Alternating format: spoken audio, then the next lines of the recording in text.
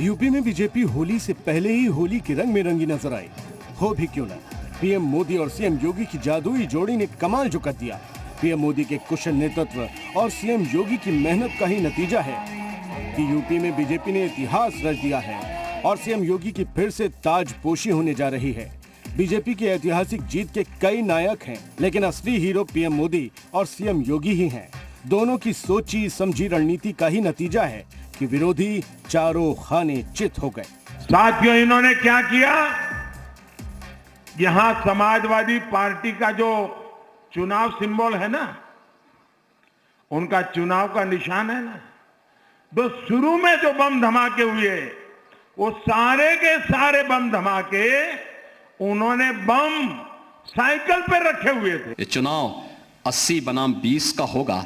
80% समर्थन एक तरफ होगा, 20% दूसरी तरफ होगा और मुझे लगता है 80% सकारात्मक ऊर्जा के साथ आगे बढ़ेंगे। 20% हमेशा विरोध किए हैं, विरोध करेंगे, लेकिन सत्ता बीजेपी की आएगी। बीजेपी को ये बम्पर जीत ऐसे ही नहीं मिली। एक ओर पीएम मोदी और सीएम योगी यूपी के इतिहास की नई इबारत लिख रहे थे, तो वहीं विपक्षी दल जिन्ना की तुलना देश के महापुरुषों से करके अपनी भद्द पिटवा रहे थे।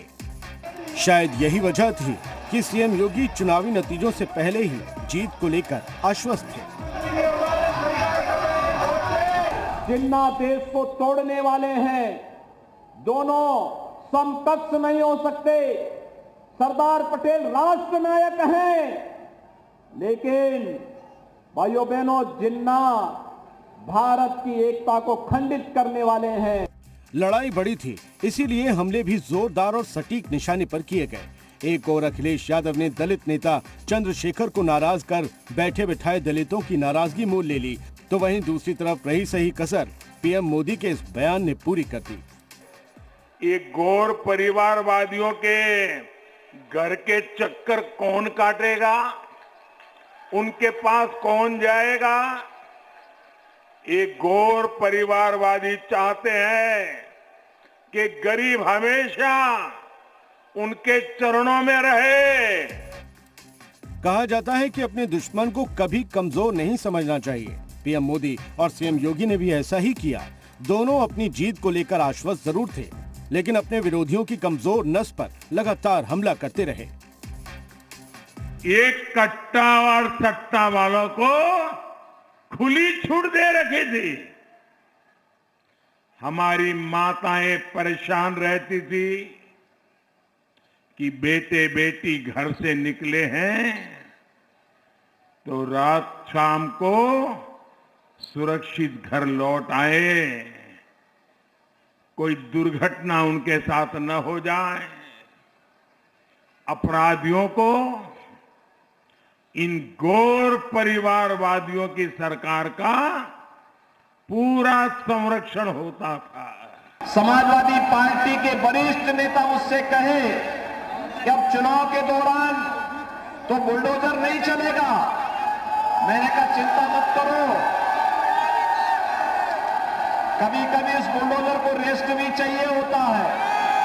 तो चुनाव के दौरान मैंने पूरे प्रदेश के बुलडोजर को मरम्मत के लिए भेजा हुआ है।